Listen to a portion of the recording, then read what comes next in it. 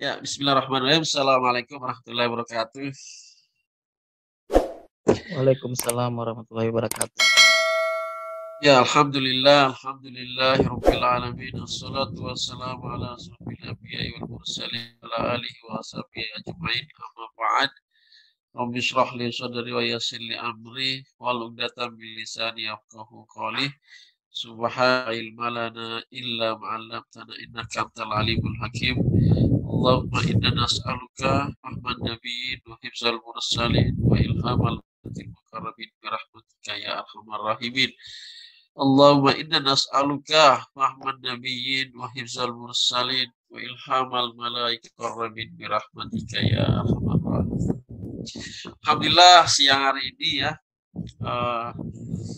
banyak godaannya sebenarnya karena biasanya waktu tidur siang dan juga waktu weekend ya.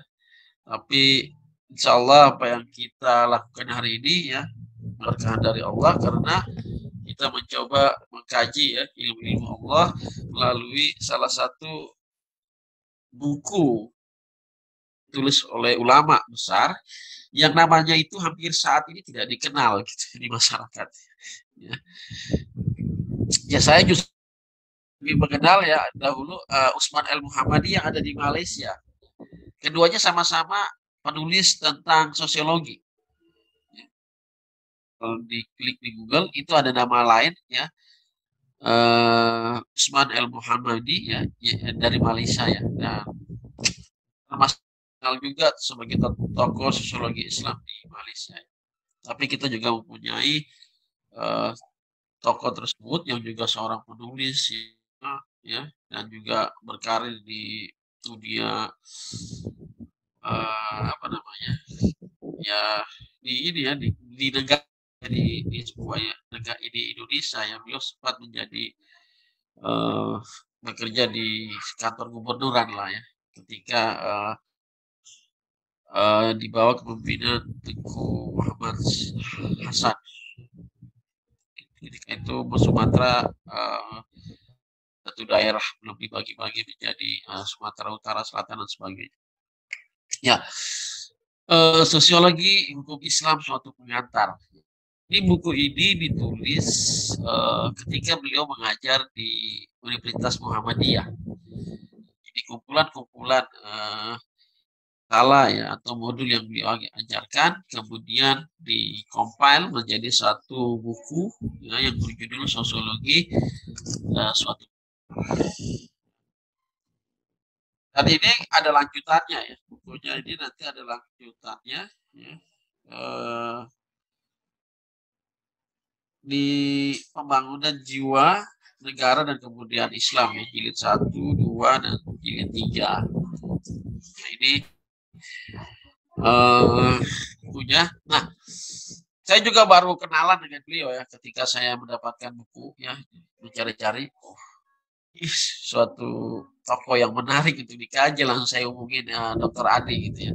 Saya bagaimana kalau kita kaji, kita diskusikan gitu ya, kita angkat seorang tokoh Muhammadiyah ya dengan ratusan karyanya tapi kurang ya, dilihat, kurang di highlight yang menjadi perhatian ya di dalam kajian-kajian sosiologi Islam ya. Beliau ada termasuk yang pertama ya yang concern terhadap sosiologi Islam. Nah, nanti lalu bagaimana dengan hubungannya dengan ekonomi Islam ya, saya coba nanti melihat ya, hubungan itu ketika membedah apa yang ada di dalam bukunya.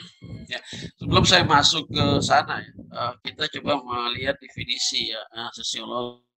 Kita tahu ya kalau mengkaji sosiologi pasti kalau berbicara sosiologi di kepala kita adalah Auguste Comte ya.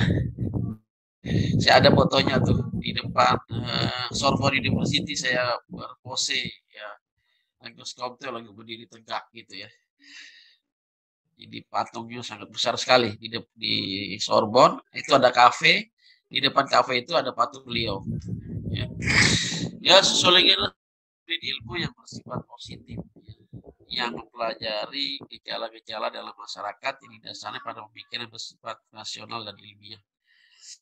Weber, sosiologi adalah ilmu yang mempelajari tentang tindakan sosial dan perilaku-perilaku manusia. Durkheim, yang sosiologi adalah ilmu yang mempelajari fakta-fakta sosial, yaitu fakta atau kenyataan yang bersifat berisikan cara bertindak, cara berpikir, dan cara merasakan sesuatu. Kenapa awalnya saya membacakan definisi ini? Kita bisa melihat ya titik mana ya persamaan dan perbedaan ya, sosiologi dengan sosiologi yang dikembangkan oleh Barat. Ya. Dari ketiga definisi ini jelas ya, bahwa titik sentral fokus dalam kajian sosiologi dalam pandangan pemikiran Barat ya, hanya difokuskan kepada sifat pemikiran dan perilaku manusia. Nah, ini yang menjadi berbeda nanti ya ketika kita membahas sosiologi Islam menurut Tengku Muhammad Usman al-Muhammadi ya. Karena yang berbeda apa? Ya, nanti kita bahas sebelumnya kita masuk kepada biografinya ya. Beliau Aceh ya, 3 Maret 1903. Wafat 4 September 1978 ya. Kira-kira baru 2 minggu yang lalu ya.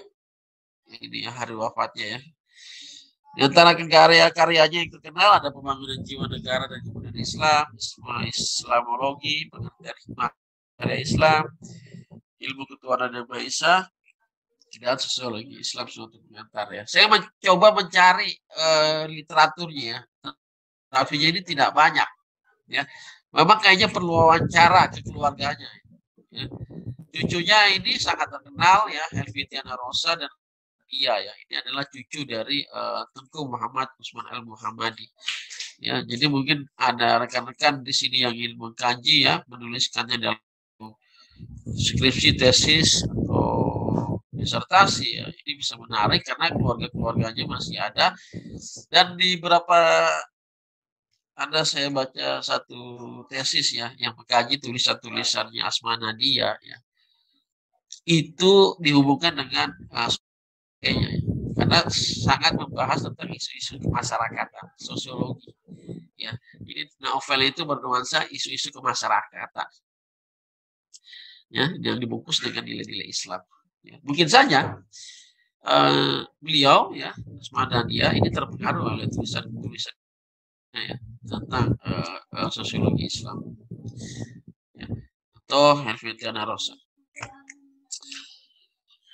Ini menurut Bolan ya 1971 dalam bukunya apa namanya itu ya, buku tentang ini ya, kebangkitan Islam di Indonesia apa judulnya. Beliau menggambarkan seorang Tengku Muhammad Usman Muhammadi ya, sebagai seorang penulis buku Islaman itu sebagai it is important to not ya that Indonesian Muslim publication in contrast to Western book on Islam generally term theocracy is not used for Islamic state. Hampir kebanyakan penulis ya Muslim ketika berbicara teokrasi ya, teori kepemimpinan yang merujuk kepada nilai-nilai agama itu jarang menggunakan terma teokrasi ya. Ya. It is not sort of theocracy which is considered characteristic of Islamic State. Ya. Jadi bukan sort ini ya, bukan Islam lah. Tapi di situ dijelaskan Indonesian author ya, Tengku Muhammad Usman al-Muhammadi is an exception to this rule. Nah, ini menarik ya. Tapi lain nih dengan Tengku Muhammad Usman al-Muhammadi ya.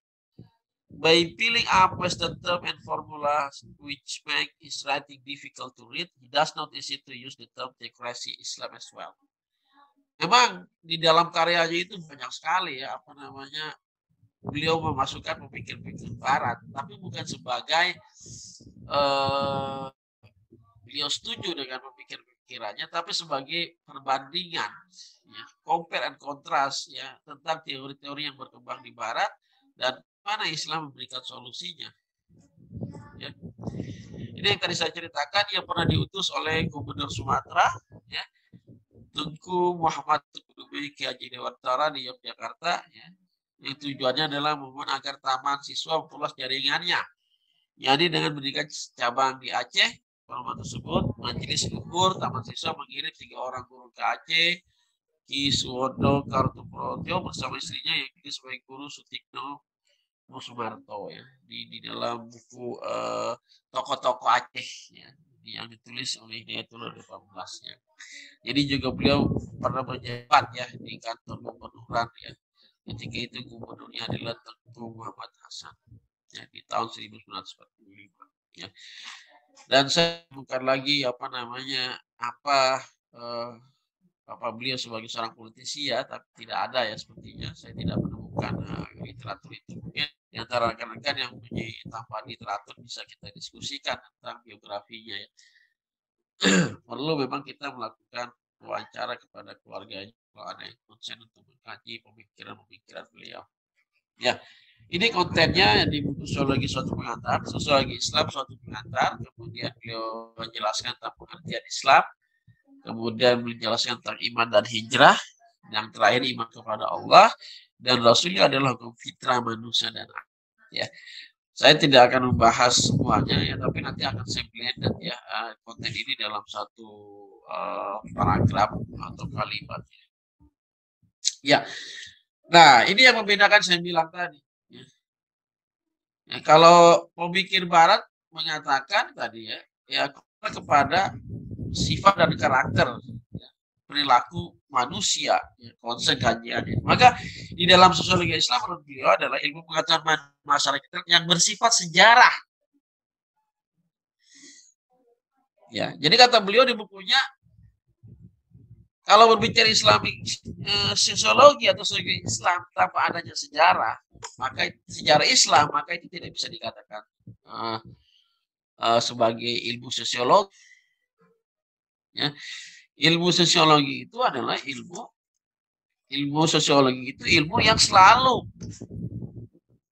kepada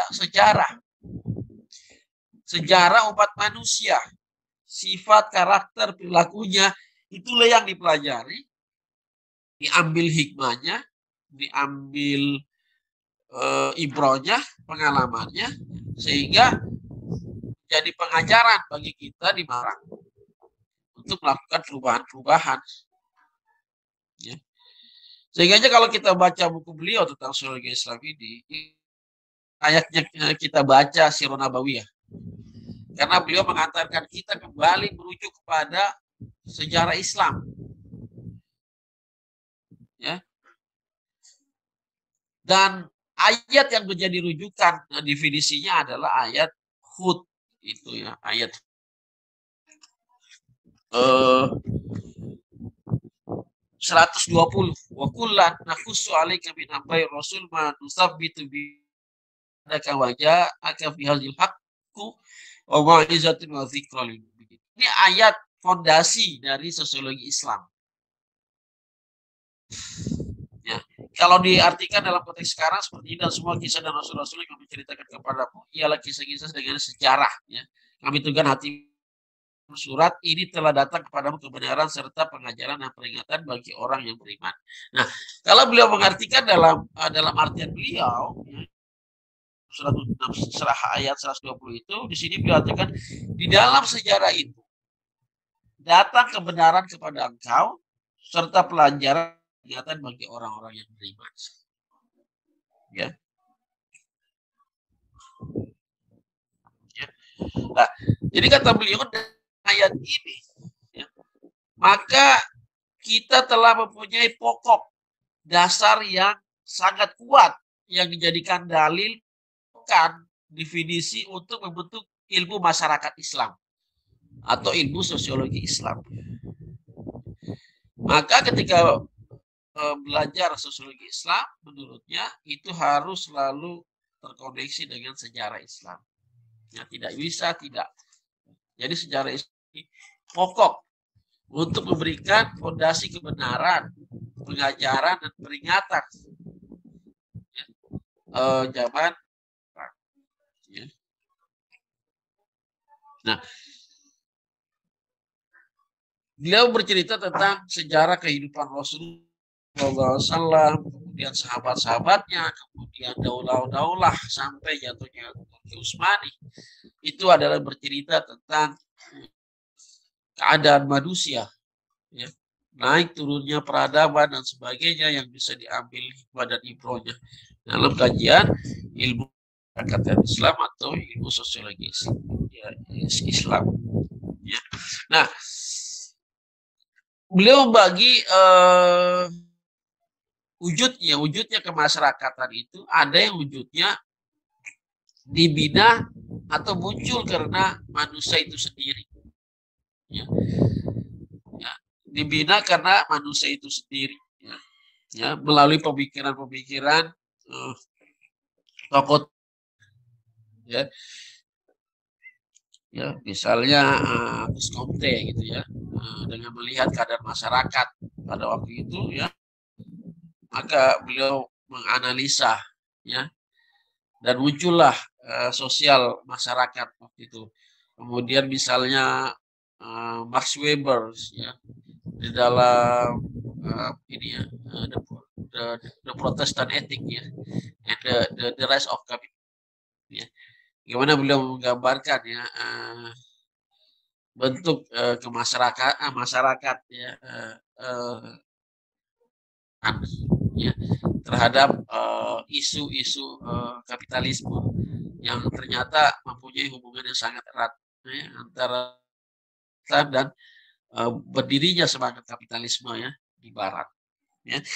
Nah, itu adalah isu-isu yang muncul karena dibina oleh pemikiran manusia. Islam, datangnya isu ke masyarakat itu tidak datang dari konsep pemikiran manusia,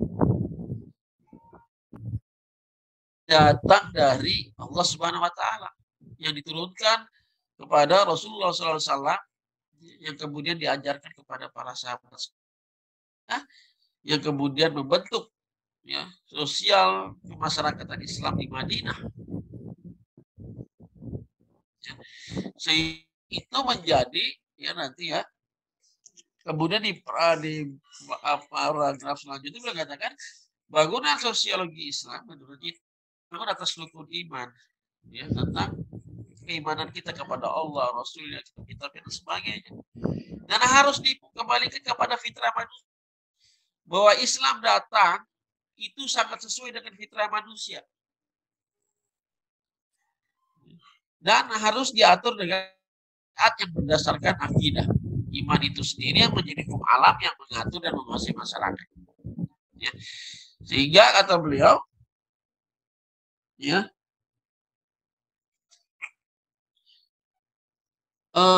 syariat adanya dengan manusia dan syariat Islam wujudnya bukan saja mengatur masyarakat. Jadi syariat Islam ya, bukan saja mengatur masyarakat, juga menguasai masyarakat manusia di atas dasar kebenaran dan keadilan. Ya, syariat yang dasarnya adalah akidah, ya, itu adalah untuk mengatur masyarakat dan menguasai masyarakat, ya, manusia, ya, di atas dasar kebenaran dan keadilan. Di sini beliau mengkritik nih, kita ngomongin syariah ya, misalnya, ya, kita tambahin aja ekonomi syariah gitu ya. Kritik terhadap implementasi syariah dalam masyarakat. Yang pertama, syariah diterima, tapi ada tambah-tambahannya. Ya, di sini beliau mengatakan dengan penuh tabu, ada takhayul, ada khuraf, ada bisnis, dan ada adat istiadat lama yang tidak sesuai dengan ajaran Islam. Jadi dicampurkan. Maka ini menjadi masalah. Ya mungkin kalau dalam syariat coba di apa namanya?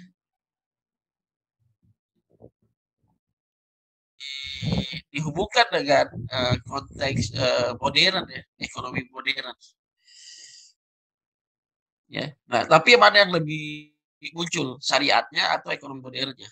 Atau syariat hanya menjadi sebagai pelengkap, bukan menjadi sebagai suatu yang suci, suatu yang murni, ya, sebagai suatu yang murni, suatu yang suci, kata beliau, memurnikan konsep-konsep yang ada.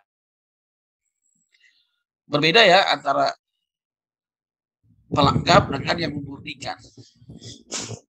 Yang kedua, faqih atau alim ulama yang mengerti hukum syariat, ya, menurut Al-Quran dan Sunnah, tapi tidak mengerti manusia dan masyarakat realitasnya seperti apa, ya, sehingga mereka tidak mampu, tidak sanggup memberikan arahan kepada manusia dan masyarakat.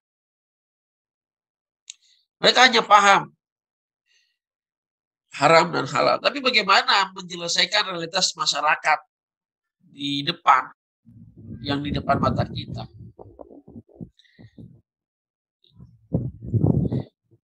Ini mungkin kacamata beliau di masa itu ya. Mungkin masa sekarang banyak sekali ya apa pandangan-pandangan tentang syariat. Yes, ya. Atau bahasa sekarang mungkin ya para ulama ya harus lebih dalam ya memanai ya problem-problem isu-isu kemasyarakatan. Dalam konteks ekonomi Islam misalnya, bagaimana produk-produknya itu tidak hanya memahami dari perspektif bisnis, tapi juga memahami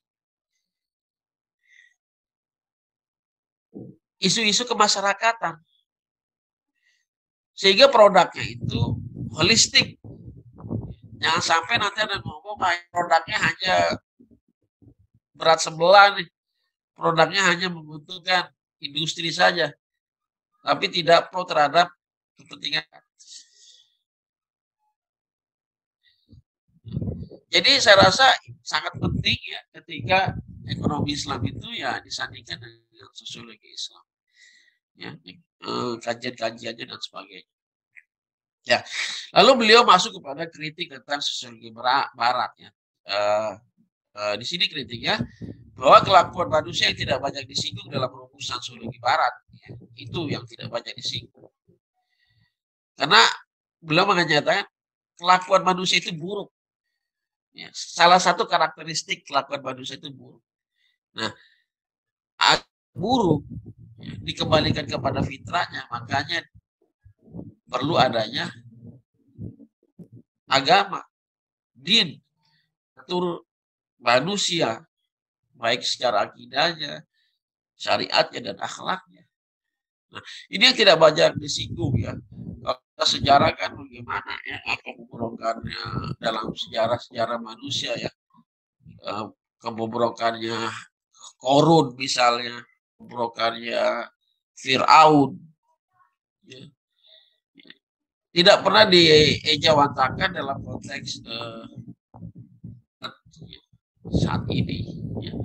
Sehingga manusia bisa mengambil ibrah. Jadi intinya adalah kalau versi beliau ya sosiologi itu ya harus selalu dikoneksikan, direlevansikan dengan sejarah masa lampau. Ketika berbicara sosiologi Islam maka berbicara tentang sejarah Islam. Bagaimana model manusianya yang dibangun oleh Rasulullah SAW, para sahabat-sahabatnya, khulafaur rasyidin dan sebagainya. Nilai-nilai kemanusiaan yang menjadi tugas sosiologi untuk mencapai datangnya tata tertib sosial yang lebih adil tidak akan tercapai bila rumusan sosiologi masyarakat itu hanya terbatas dalam hubungan manusia dengan sesamanya. Nah, ini. Beliau memberikan yang lebih luas bahwa ketika berbicara sosiologi Islam maka harus ada hubungan yang lain, ya, yaitu hubungan dengan kholiknya, kemudian hubungan manusia dengan alam, hubungan manusia dengan sesamanya. Triangle ya, triangle ini harus ada di dalam pembahasan sosiologi Islam. Bisa dilepaskan, ya. Makanya beliau kritik itu kalau berbicara ngomongin masyarakat kalau hanya sebatas hubungan manusia dengan manusia, maka ya dunia itu ya tidak akan sejahtera.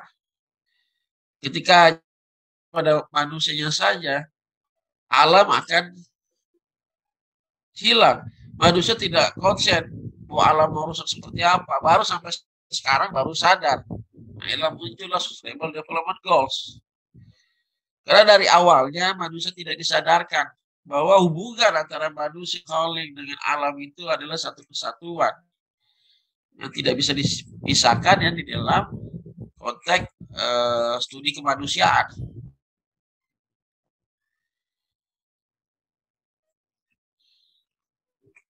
Nah, model masyarakat yang ideal bagaimana yang dijelaskan di dalam ayat ini ya. Kuntum khairu ummatin ukhrijat lin-nasi ta'muruna bil ma'ruf wa tanhauna 'anil munkar wa tu'minuna billah walau amana ahlul kitab lakana khairul lahum minhum minal mu'minin wa aktsara minal fasiqin. Nah, ini adalah model kemasyarakatan Islam yang ada di Madinah, kata beliau.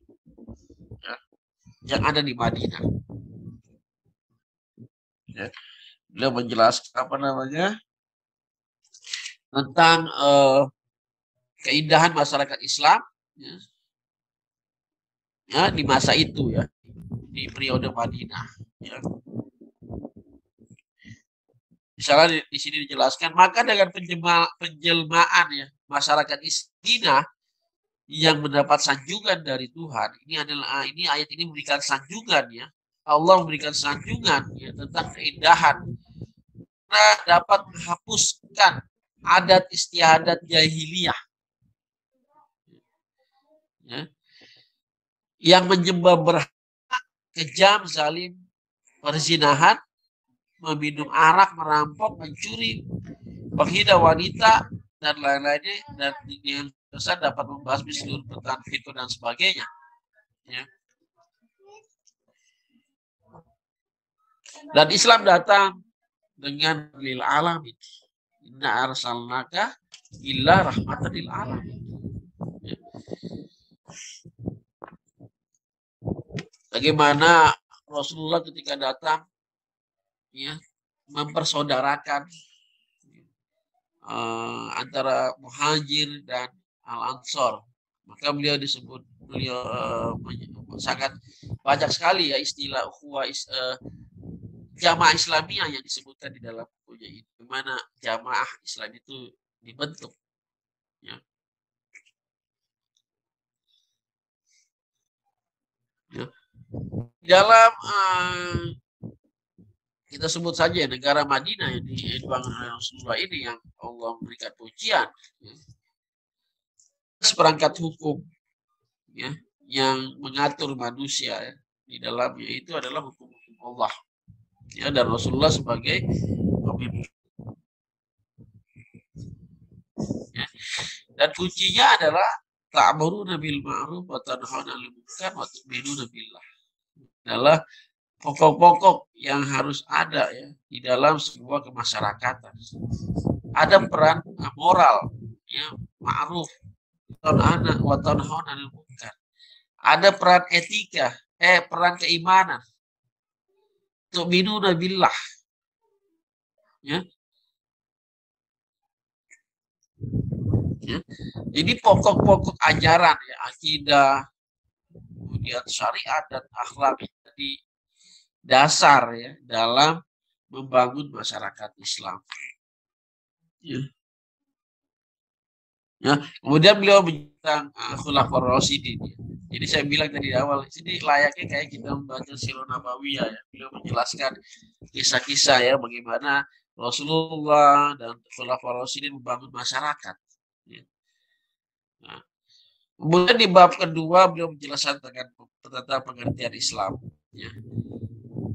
Bagi orang yang hendak mencari dan mempelajari pengertian Islam menurutnya, ya, tidak memasukkan di Rasulullah, sahabat-sahabatnya dan pokok Islam dari Al-Quran dan Sunnah, maka tidak akan dapat mengerti akan Islam dan tujuannya.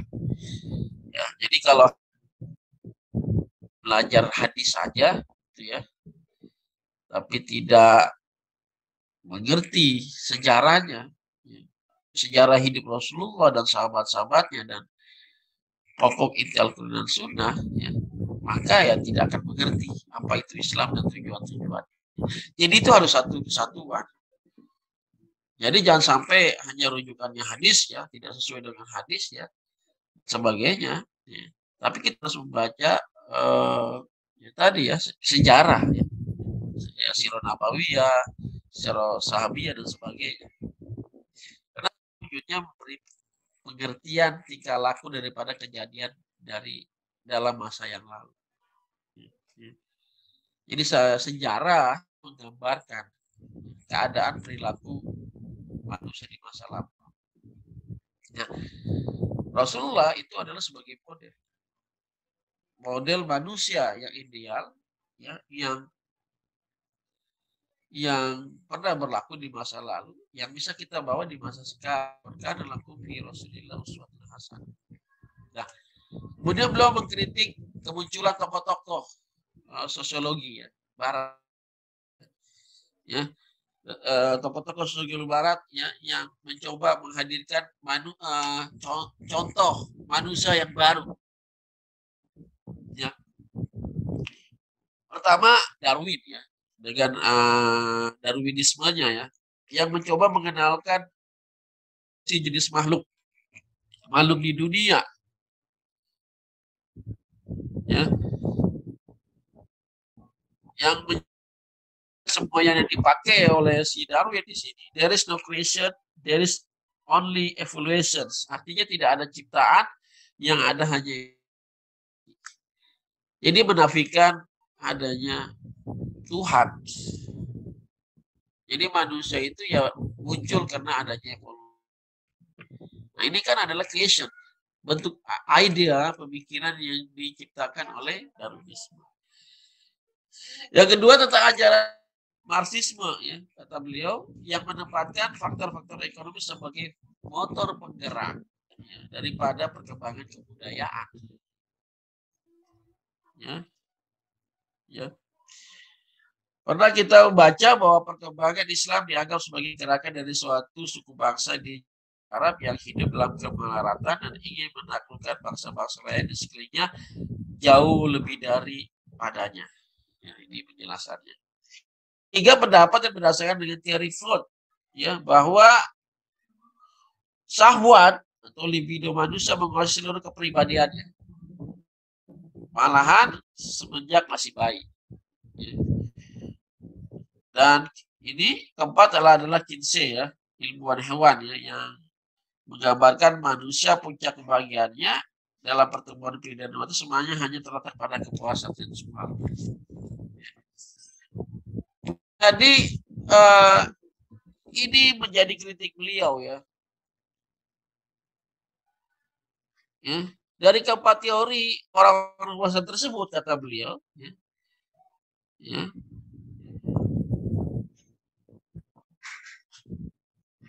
manusia telah menerima akibat-akibat yang membawa ke jurang kebinasaan. Ya, dengan demikian kita lantas kenal hakikat soalnya dalam memberi arti hidup sebenarnya. Dan sekarang mulai muncul lagi, gitu kan, teori-teori yang lain bahwa ya hidup lelaki sama lelaki adalah suatu yang normal. Itu adalah suatu fitrah. Maka itu akan bertentangan, ya, dengan bahwa ya, dalam Islam itu bukan suatu fitrah. Ya. Fitrahnya ya lelaki, perempuan yang perempuan, tidak bisa menjadi berubah fitrahnya. Gitu. Lalu saya coba melihat, ya, apa sih korelasinya, nanti kita diskusi. Saya melihat sejarah Islam, ya, sebagai poros, ya, dari ilmu sosiologi Islam itu bisa menjadi suatu jalan, ya, sarana yang penting, ya, dalam pengembangan ekonomi Islam. Ya, dengan cara bagaimana kita melihat, ya. Kenapa? Karena kan dalam ekonomi Islam pelakunya adalah manusia, anjirnya adalah manusia. Maka yang ini sangat penting bagi kita melihat manusianya. Sumber manusianya ya, kita belajar dalam sejarah Islam ya, yang digambarkan oleh Tunku Muhammad Utsman al-Muhammadi adalah Al-Quran dan Sunnah. Ini sumber rujukan utamanya yang dasarnya adalah akidah, syariat, dan akhlak. Lalu bentuk perilaku manusianya itu sudah digambarkan ya di dalam sejarah-sejarah Islam. Ya. Type-nya manusia yang memberikan kontribusinya ya, terhadap umat yang banyak. Ya, kita ambil contoh satu prototipe ya, sahabat Umar bin Khattab misalnya, yang dilahirkan oleh pengajaran ya Rasulullah, sahabat Rasulullah SAW. Ya. Orang yang tegas, ya, orang yang adil, ya tegas atas hukum ya, sehingga beliau tidak segan-segan ya akan menghukum anaknya kalau melanggar syariat Islam. Kemudian orang yang ya, dan banyak lagi sifat-sifat yang kita bisa ambil ya dari para sahabat-sahabat Rasulullah yang memang dibentuk dari rahim Islam gitu ya. Nah itu yang harus diambil contohnya ya, yang kemudian diwujudkan dalam pengembangan manusia ekonomi Islam. Maka manusia ekonomi Islam yang bukan homo economicus, hanya orientasinya hanya hitung-hitungan keuntungan semata, keuntungan materi. Ya, sangat bertolak belakang kalau kita bagaimana Utsman bin Affan. Dia tidak hanya fokus kepada materi, tapi juga fokus kepada kedermawanan. Semakin dia kaya, semakin dia terus membagi hartanya. Give. Ya. Makanya di Al-Quran ya, kajian saya yang terbaru ya tentang decoding ayat-ayat al-kasab dan al-infak. Al-infak di sini bukan infak, maksudnya infak ini adalah spending ya, konsumsi, nafkah, memberikan nafkah. Ya. Itu lebih banyak ayat infak ketimbang ayat al-kasab. Lebih banyak kata al-kasabnya, al-infaknya. Ya, nanti ya turunannya, kalau dari kajian beberapa ulama ada 3 saja. Asy-Syaibani membaginya menjadi 3, misalnya al-ghibah, al-infak al-mandubah, al-infak al-mubahat. Kalau Ibnu Sina membagi menjadi al-infak al-am, al-infak ad-dini, dikhor. Ya.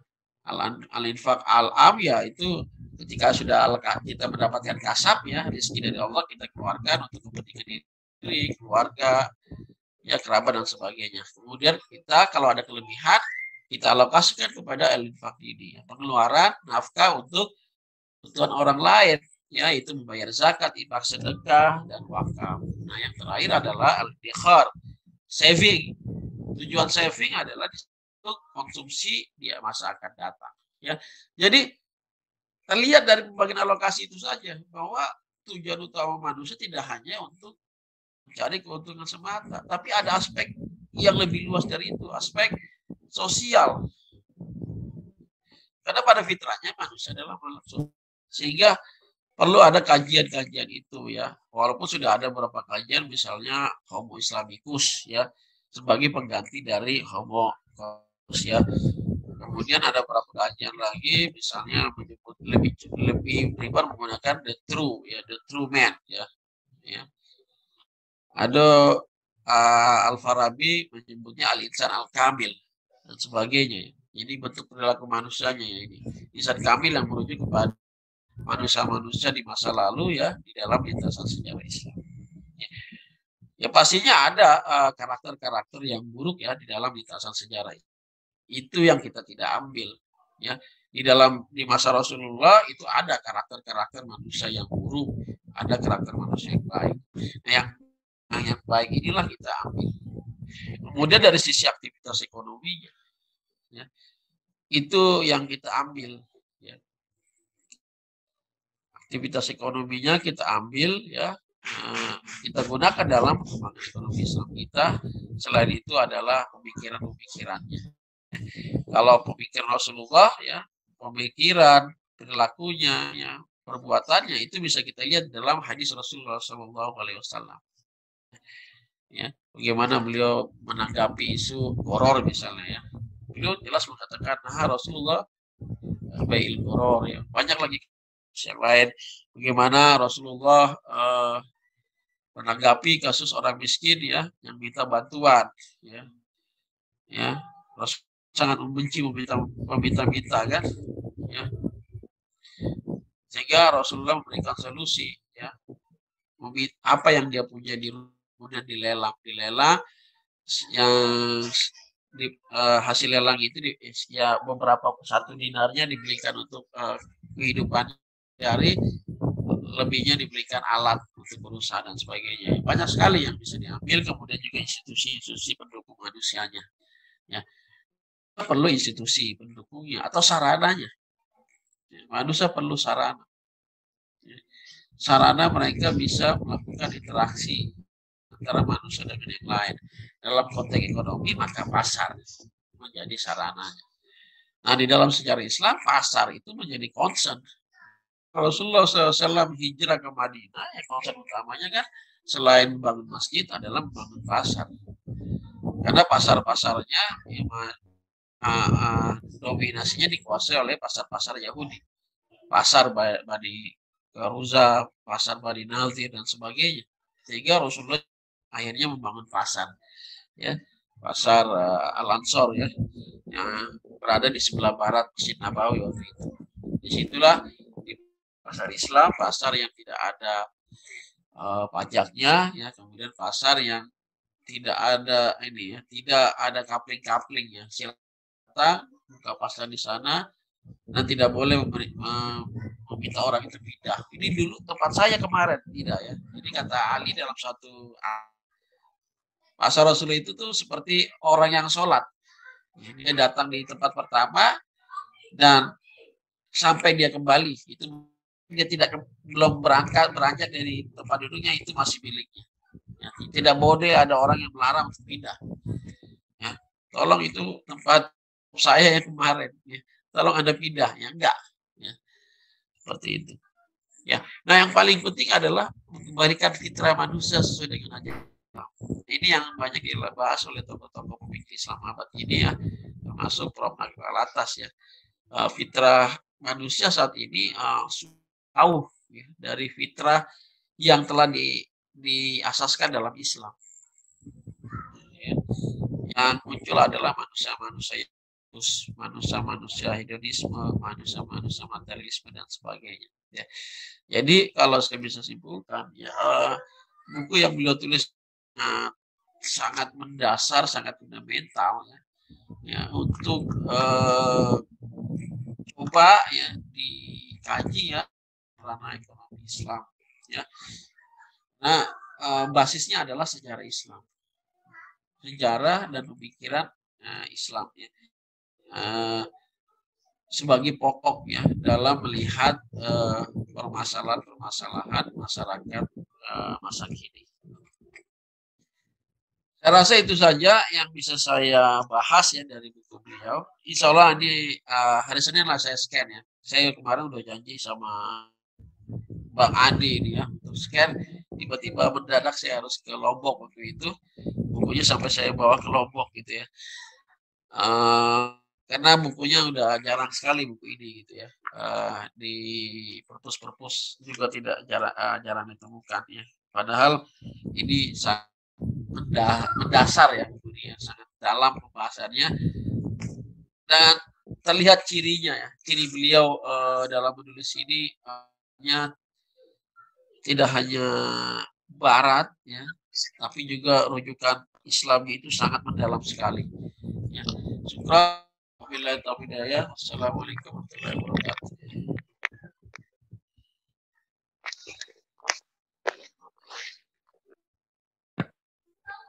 Waalaikumsalam warahmatullahi wabarakatuh.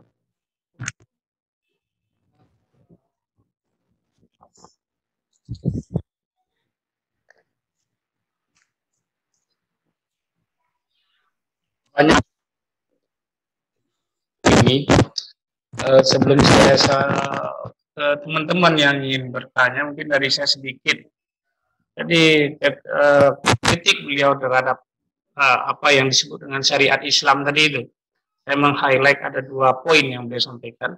Satu, kita berusaha menerapkan syariat Islam, tapi penuh dengan tahayul, mistis, adat istiadat lama yang tidak sesuai. Namun di sisi lain, beliau juga mengkritik banyak fakih, ulama yang ingin menerapkan syariat Islam, tapi nggak memahami masyarakat.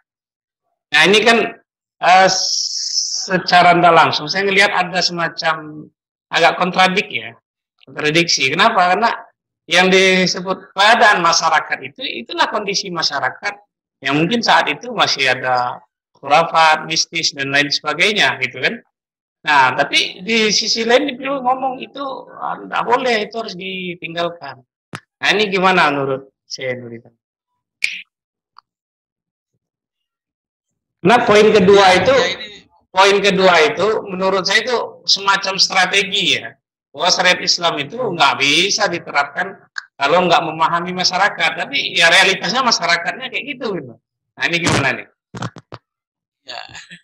Ya tadi ya agak kontradiktif sebenarnya benar ya. Nah makanya kenapa beliau mengangkat isu ini? Pentingnya ya belajar sosiologi Islam. Ya tidak jadi fikih itu horizonnya itu tidak hanya ngomongin Islam aja, ya cangkupannya bukan ngomongin hukum Islam aja, karena yang dibahas dalam fikih itu adalah manusia sebagai mukallaf yang dibebankan hukum syariat, ya, dan manusia secara luasnya dalam konteks Al-Quran adalah khalifatullah, ya, yang mempunyai tanggung jawab sangat besar, tidak hanya sebagai khalifah itu sendiri, tapi adalah sebagai penyembah Allah. Kemudian sebagai pemakmur bumi. Wa ja'alnakum mustakhlifina fiha. Ya. Jadi melihat beliau ini mencoba ini apa namanya melihat realitas masyarakat ya yang tahu syariat ya tahu syariah aja gitu, tapi akhirnya masih digabungkan ulamanya ini nggak apa ya problem dan masyarakat tentang isu-isu kemanusiaan. Hanya ketika ngomongin fikih ya mengeluarkan hukum-hukum fikih itu harus kental dengan fikul waqi. Nah ini kalau di dalam fikih ini di dalam maqasidus syariah ya Imam Syatibi itu sangat ini ya munculkan namanya itibar al-ma'alat. Itibar al-ma'alat, itibar ini kan apa namanya ya pengalaman ya al-ma'alat ya. Jadi kata Imam Syatibi itu dalam itibar ma'alat ini adalah metode yang coba menerapkan hukum Islam dan cara mengambil hukum yang mengitari objek hukumnya. Siapa objek hukumnya? Itu manusianya. Maka dilihat permasalahan manusianya seperti apa. Ya, baru dikeluarkan hukumnya. Ya. Maka, nah itu. Ya maksudnya gini, dimensi sebenarnya kalau dibilang kontradiksi betul tidak, tapi sepertinya ini saya meraba-raba ya. Tentu Muhammad Usman Al-Muhammadi ini ingin gitu loh.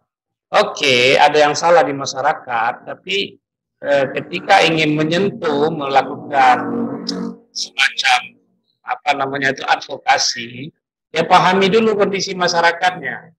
Artinya beliau menyadari banyak khurafat nih, tapi nggak bisa syariat Islam itu didekati dengan langsung menyatakan oh ini halal, ini haram, ini bid'ah, ini apa. Perabaan saya seperti itu. Mungkin salah atau jadi gimana? Jadi perlu ada pendekatan saya. Ya. Tapi ya saya rasa seperti itu perlu ada pendekatan ya seperti yang dilakukan oleh para wali songo gitu loh. Tidak langsung dia mengatakan haram gitu ya. Perlu ada pendekatan-pendekatan ya di dalam menerapkan hukum Islam. Ya, pendekatan kemanusiaan, melihat realitas yang ada. Ya. Kalau di dalam bukunya Imam Shatibi itu ada satu ketika hukum itu dibolehkan, tapi ketika melihat realitasnya ada ya, jalanannya itu dilarang. Ternyata lebih banyak memberikan kemafsadatan. Ya. Akhirnya dilarang. Jadi adanya evaluasi dari fatwa. Jadi fatwa itu ya berkembang. Boleh jadi dia dibolehkan di masa sekarang, bisa jadi di masa akan datang tidak boleh. Ya, karena lebih banyak mudaratnya ketimbang maslahatnya. Jadi melihat ini ya, realitas masyarakat pada masa itu, ya, baru dikeluarkanlah hukumnya. Karena sekarang banyak nih ya, contoh ya di kasus sekian ya, kasus kayak GoPay saja, GoPay itu kan ada yang mengatakan boleh. Ya, di DSN itu Ustadz siapa namanya Dewan Syariah Nasional BSI Ustadz Odi boleh, tapi dosen tazkiyah ada satu lagi itu tidak, ya, Ustadz Erwandi ya tidak boleh ya. Itu ya melihat karena beliau dari sisi fikihnya mungkin ya, tapi tidak melihat konteksnya, konteks GoPay itu seperti apa. Kita harus tahu dulu mekanismenya GoPay. Ya, GoPay itu apakah sebagai pinjaman atau dianggap sebagai bentuk ijaroh. Ya, kalau GoPay itu dianggap pinjaman ya memang riba. Ya, kalau beliau melihatnya GoPay itu sebagai pinjaman, sehingga kalau ada pemberian bon riba. Ustadz Odi melihat itu bukan pinjaman, tapi ijaroh bahwa bizimah. Ijaroh yang diberikan atau kemanfaatan yang ditahirkan bayarnya di awal, ya kan? Pastinya akan ada perbedaan ya dalam memahami sebuah hukum. Yang satu melihatnya sebagai pinjaman, yang satu melihat sebagai yaitu ijaroh. Orang juga jualannya juga ijaroh, jualannya kan jasa GoPay, ya kan? Karena tidak melihat realitas konteks. Nah, kalau keadaan ini saya melihat lebih menyetujui pandangan Ustadz Odi misalnya. Ya, karena kita pengguna dari GoPay gitu, saya merasakan orang saya deposit uang 100.000 di situ untuk membeli jasa, bukan ngasih pinjam ke GoPay-nya. Nah, ini kan yang terjadi masyarakat nih. Ya, banyak sekali fatwa-fatwa ya yang beredar ya tentang keadaan seperti itu. Nah, itu kan harus turun ke lapangan melakukan kajian. Imam Syafi'i kan ketika memunculkan kesimpulan ya masa haid itu adalah 1 sampai 14 hari, melakukan survei. Tanya jawab ke para perempuan. Tanya jawab survei ke perempuan. Akhirnya disimpulkan masa haid perempuan itu 1 sampai 14 hari. Jadi sebenarnya itu yang beliau sampaikan intinya. Jadi ulama atau fakih jangan hanya paham syariah, tapi harus paham realitas manusia, permasalahan manusia. Iya, iya. Nah, mungkin Bang Samsul nih mau kasih pandangan nih. Iya nih, silakan Samsul harus nanggapi ini karena sebagai putra Aceh. Ya. Saya kira saya ingin masuk, ya terima kasih atas kesempatan yang diberikan. Saya ingin masuk ke arah yang lebih filosofis dari buku Usman al-Muhammadi ini.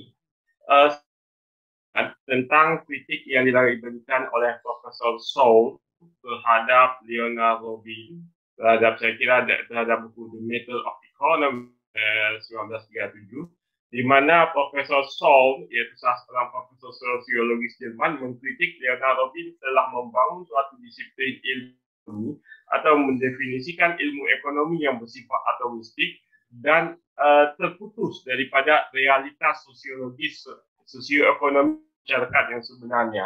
Dan kemudian saya ketemukan lagi di dalam bukunya disertasi dari Profesor G.C. Van Leeuwen, seorang Indologis ataupun orientalis awal di Indonesia yang menggunakan pendekatan dekolonialisasi.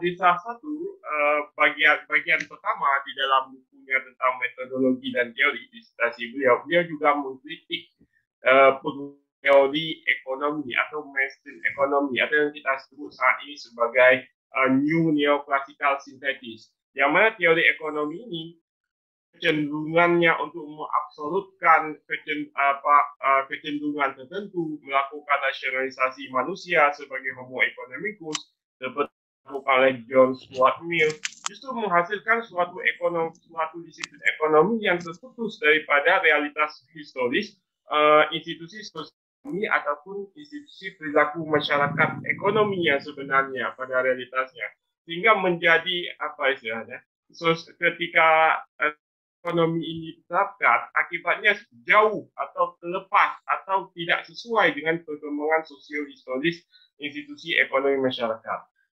Melihat tentang kritik dua orang ahli sosiologis ini, kan kita melihat bagaimana institusional ekonomi dibangun oleh Hamilton, dibangun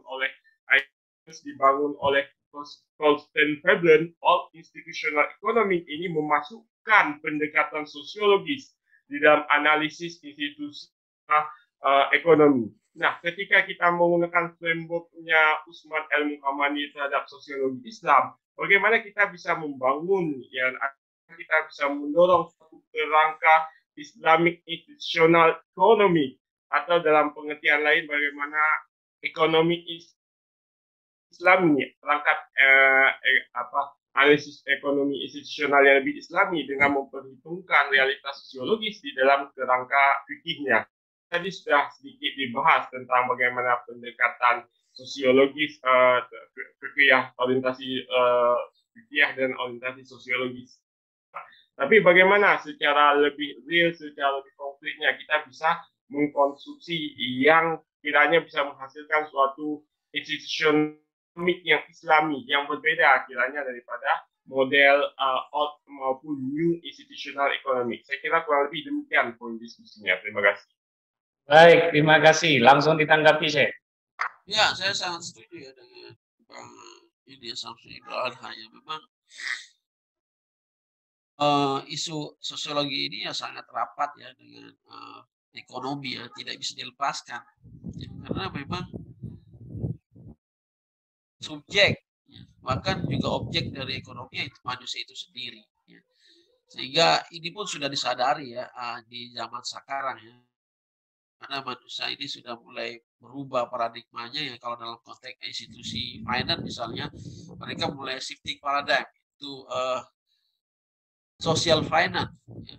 Jadi finance itu ya tidak, sekarang ini tidak difokuskan hanya untuk keuntungan semata ya, tapi bagaimana berimplikasi kepada nilai sosial ya. Dan akhirnya ekonomi Islam udah ikut-ikutan, padahal ekonomi Islam dari dulu udah ada ya.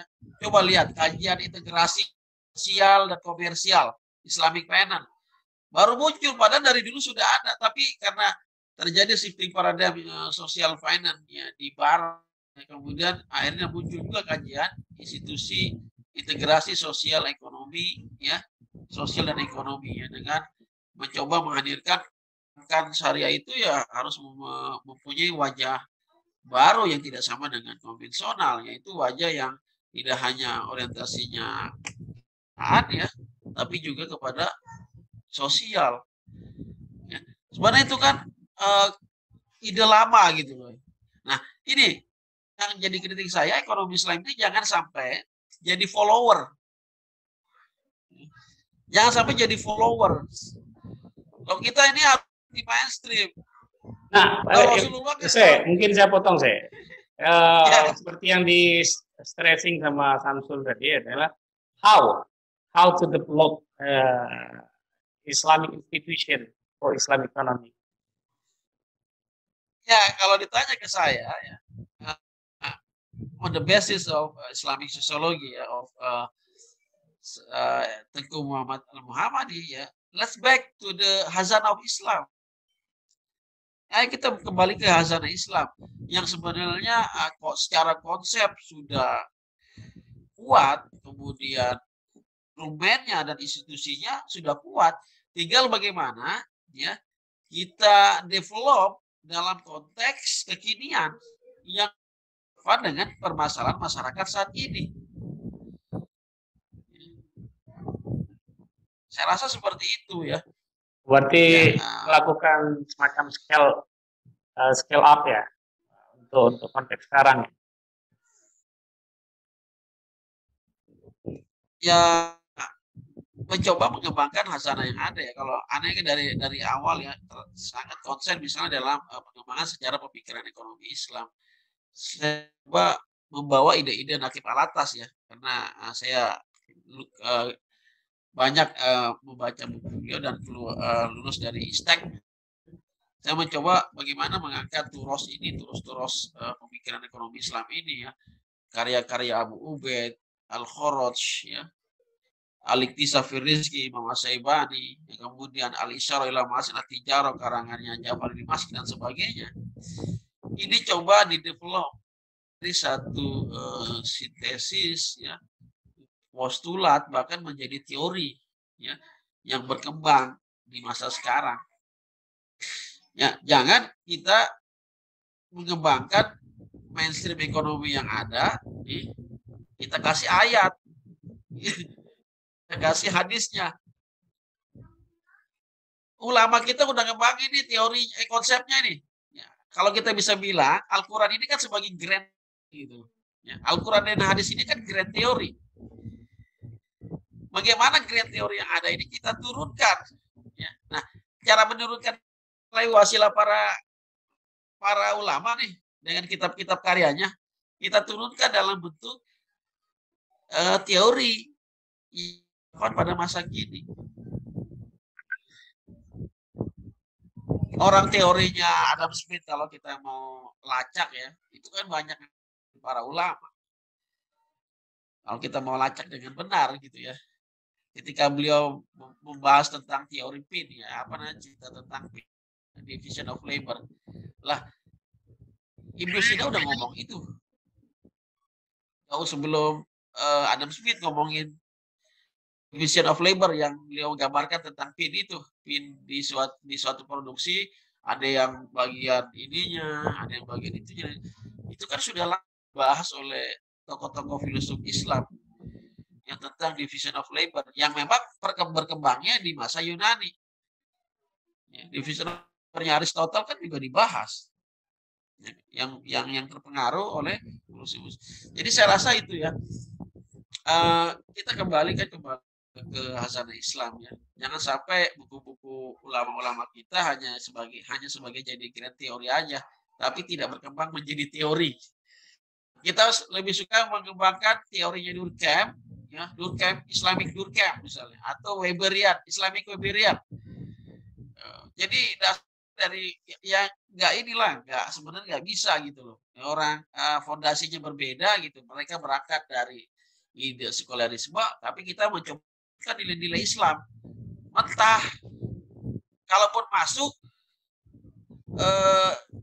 Confucian gitu loh, terjadi dengan teori nanti. Silakan ditanggapi Samsul. Baik, terima kasih Pak Adi Ar-Rahman. Saya kira sebenarnya ini menarik kalau kita membaca buku-buku yang ditulis oleh Veblen, ditulis oleh Aquinas Steiner maupun ditulis oleh Hamilton. Para institusionalis ekonomi Barat, mereka menuju pendekatan sosiologis yang sifatnya Western Sociology. Western Sociology melihat realitas, melihat norma realitas sosial sebagai hasil konstruksi dari suatu masyarakat berdasarkan suatu kesepakatan tertentu yang mereka sebut proses dari institutional establishment dan institutional alignment. Oleh sebab itu, ketika kita menggunakan pendekatan institusionalis, kalangan postmodern itu selalu menuduh norma yang dibangun itu adalah norma konstruksi sosial. Konsep peran gender adalah konstruksi sosial. Di sini adalah titik halun nizaknya, titik tengkarnya antara pendekatan Islamic sosiologi dan pendekatan Western sosiologi. Di dalam sosiologi, kiranya kita selalu berangkat dari masadir syar'iyah, selalu berangkat daripada Al-Quran dan As-Sunnah sebagai sumber kebenaran ontologis yang hakiki. Kalau saya bandingkan di dalam filsafat ketimuran, di dalam filsafat India, kitab suci itu disebut dengan samyak janana, puncak ataupun universality kebenaran paling tinggi, bukan realitas yang mana pramana, tetapi justru kitab suci itulah yang menjadi ageman, konsep tertinggi. Oleh sebab itu, di dalam konteks Islamic sosiologi, dalam kita melihat bagaimana suatu norma itu terkonstruksi di dalam realitas historis, masuk bagaimana norma tentang sosioekonomi itu terbangun, tentang bagaimana aturan-aturan di dalam interaksi sosioekonomi, di dalam muamalah, baik pada era Islam maupun pasca Islam dalam konteks Hijaz, contohnya seperti yang dipaparkan oleh Dr. Jawad dan Mufassal Tarikh Arab Qabla Islam, kita akan melihat bahwa konstruksi atau institusionalisasi norma muamalah iktisadi di Islam itu berdasarkan atau bersumber di dalam berdasarkan masadir syar'iyah, dan dia bergerak menuju yang disebut dengan maqasid syar'iyah. Dia didasarkan pada rasionalitas dan dia didasarkan pada food positivism atau didasarkan kepada adanya tujuan hakiki yang fil adah secara realitas sosiologisnya. Atau dalam pengertian lain, kalau dibawa oleh Qadhi Abdul Jabbar, itu adalah kebenaran yang sifatnya mahwabi dan sukunun nafs, artinya penerimaan jiwa, sesuainya antara ide dan realitas dan penerimaan jiwa manusia terhadap konstruksi norma tersebut. Saya kira kerangka umumnya seperti itu secara lebih luas. Terima kasih. Wabillahi walhidayah. Assalamualaikum warahmatullahi wabarakatuh. Waalaikumsalam warahmatullahi wabarakatuh. Ini saya agak ini aja ya. Ini apa? Barangkali karena kita sudah menganggap Al-Quran itu sebagai teks kan ya. Pertanyaan saya itu, apakah Al-Quran itu memang teks? Nah, ini kalam ini bahasanya. Enggak, no. Saya enggak ngarahkan ke arah kalam, tapi bagaimana menyambung dari Pak Samsul tadi, bahwa kita untuk membangun institusionalisasi tadi harus berdasarkan masadirul syariah, masadirul Islam, itu Al-Quran. Soalnya kan kita kadung menganggap Al-Quran itu sebagai teks. Nah, ketika sebagai teks, dia tentu adalah perkelindahan masyarakat di situ. Ya, bahasa lainnya produk sebuah budaya. Gitu. Nah, yang tentu kalau sudah produk sebuah budaya, nilai nilai sublim yang bisa mengikat orang untuk terpengaruh terhadap ayat-ayat Al-Quran itu menjadi hilang. Gitu. Nah, ini ada pikiran-pikiran apa ya, diskusi ilmiah enggak, cuma dia terlintas dalam otak saya. Jangan-jangan karena udah dianggap teks, jadi enggak sakral lagi nih Al-Quran. Dia betul-betul sangat historis gitu loh. Nah, ini dalam rangka tadi kan saya nuliskan bahwa Tengku Usman Muhammadi kan menegaskan bahwa membaca Islam, artinya kita membaca sejarah umat Islam. Artinya 1 menit yang lalu itu kan sudah menjadi histori bagi kita. Nah, jadi itu tadi tulisannya. Nah, mungkin nggak, saya minta membuka ruang ini. Mungkin nggak kita posisikan kembali bahwa Al-Quran itu adalah komunikasi abadi Tuhan. Nah, saya setuju tuh dengan istilahnya tuh komunikasi abadi gitu ya. Kalau dalam Allah linguis dengan itu kan ada hambanya. namanya speak act, tindakan berbahasa. Habermas juga ada ngomong soal itu.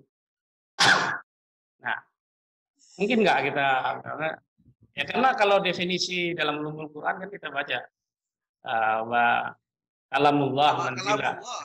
Ya, diawali dengan kalamullah. Ya, kalamullah. Tapi kok dalam derivasinya kita posisikan Al-Quran sebagai Jadi teks. teks ya.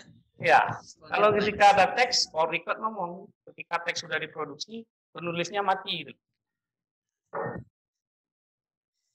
Ini dalam rangka meluruskan supaya proses bagaimana kita mendevelop institusi yang bisa menggerakkan masyarakat ini jadi ini. Gimana nih, Samsul? Ya. Ini karena Samsul ngomong itu tadi agak pikiran nyelenehnya datang ya.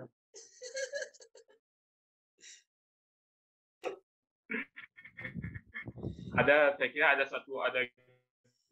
di kitab usul fikih yang ditulis oleh Al-Ghazali, yaitu fatwa. Di awal kitab tersebut, mungkin di sekitar halaman 23, beliau mengatakan kurang lebih begini, kitab syar'i bi afalul ibad. Jadi kitab syar'i, kitab yang maha kuasa, itu senantiasa selalu terhubung, selalu terkait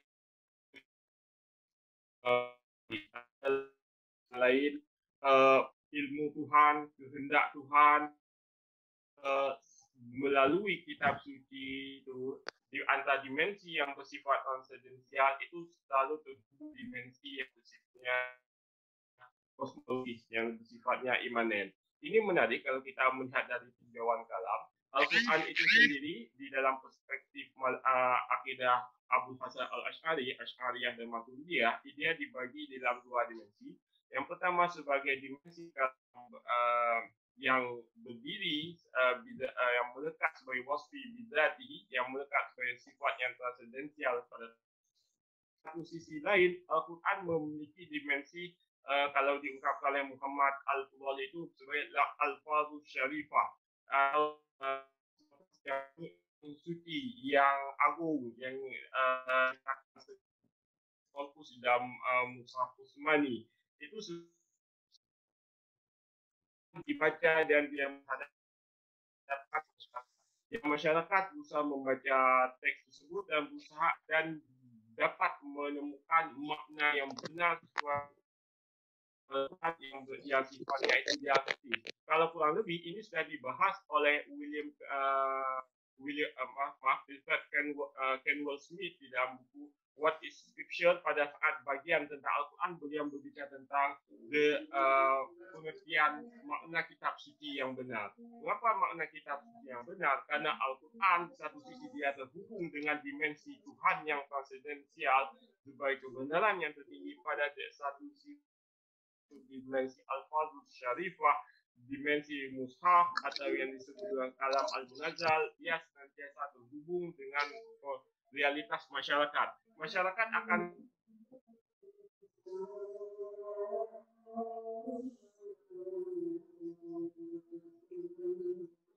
terputus koneksi dan yang sesuai dengan maqasid syariah akan selalu terjalin dalam hal, akan selalu terbentuk.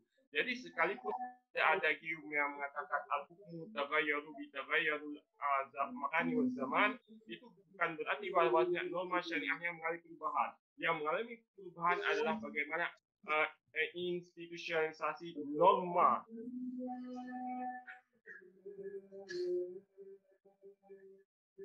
Halo, Samsul, terputus nih.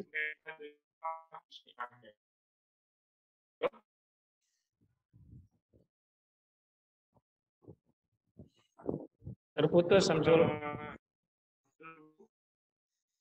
Masih terhubung. Network bandwidth it's low. Low, iya low. Ya, Jadi Jakarta berapa hari nanti? Ya, aman lah. Kita. Tapi ini menarik nih yang disampaikan Samsul ini. Tapi lagi-lagi pertanyaan saya, perlu kita renungkan bersama itu apa namanya? Bagaimana proses peralihan yang tadinya disebut dengan kalam berubah jadi nas. Kita berubah jadi nas dan memposisikannya sebagai teks. Sehingga ketika teks, ya kita sulit keluar dari pembacaan-pembacaan ya tekstual dan lain sebagainya. Ini PR Syekh Rizal nanti. Nah, kita perlu mencari formulasi. Oke, Syekh Rizal, closing statement-nya. Ya, saya rasa apa yang telah kita diskusikan ya sudah mengerucut kepada satu intisari ya, bahwa ekonomi Islam ini tidak bisa berdiri sendiri sebagai suatu disiplin. Ya, ekonomi Islam ini adalah ilmu yang interdisipliner. Ya. Dia terkait dengan sosiologi Islam, terkait dengan kalam, tadi juga dibahas ketika di kalam ya. Karena di kalam sendiri ada banyak pembahasan tentang konsep takdir misalnya. Di dalam konsep takdir Abil Jabar oleh Ustaz Samsul Anda ya, itu membahas tentang konsep harga misalnya dan sebagainya ya. Jadi ini adalah ini kan yang menjadi masalah menjadi disiplin sendiri ketika masa Adam Smith ya. Padahal kalau kita berbicara filsafat ya, ekonomi itu adalah bagian dari praktikal filosofi ya, yang terdiri dari politik, ekonomi dan etik yang kemudian pada akhirnya berpisah ya dari induknya menjadi ekonomi itu menjadi disiplin sendiri. Pada intinya maka kita sebagai penggerak ekonomi Islam jangan apatis dengan ilmu-ilmu yang lain karena terjadi korelasi dan hubungan yang sangat kuat. Ya, Baik, terima kasih. Kesimpulan yang sangat menarik ya. Karena ya saya pikir enggak tahu di SK ada mata kuliah sosiologi ekonomi atau gimana. Di tempat saya coba mengusulkan itu, tapi belum maksimal ya. Luar biasa itu. Di tasnya belum maksimal karena memang perlu pendekatan sosiologi ini karena poin terakhir tadi kan gitu. Bagaimana kita kalau bahasanya Pak Amin Abdullah kan interkoneksi. Orang UIN Jambi mengeluarkan terma baru yang menarik, walaupun wajahnya belum jelas. Itu transintegrasi. Kalau diperkenalkan lah, integrasi keilmuan UIN Jambi kayak apa itu? Laba-laba kah atau pohon? Namanya transintegrasi, tapi saya belum memahami betul duduk konsepnya seperti apa. Dulu diskusi dulu itu. Nah, enggak juga terlibat di sana. Baik, terima kasih. Terima kasih Syekh Rizal, Samsul, dan Mbak Hadiati Fitri yang tetap bertahan ya. Nah, ini menarik nih, walau mudah-mudahan seminari kita tetap kita lanjut. Saya tidak perlu patah semangat karena ini adalah jihad ilmiah ya, jihad bagaimana kita menggali khazanah yang ada. Karena kalau tidak ya mustahil lah kita mengutip pemikir-pemikir luar untuk memahami masyarakat kita yang ada di sini. Sedangkan tokoh-tokoh kita sebelumnya sudah berupaya adalah tokoh-tokoh kita sendiri. Betul. Ya, sudah berupaya memahami realitas masyarakat kita dan sudah menuangkannya dalam bentuk konsep-konsep. Kenapa konsep itu yang tidak kita sulam ulang kemudian menjadi rajutan yang lebih indah. Terima kasih. Demikian seminari pemikiran ekonomi Islam kita seri ke-12. Seolah seri selanjutnya kita akan bahas barangkali nanti saya berusaha membedah pemikiran Hamka ya. Nanti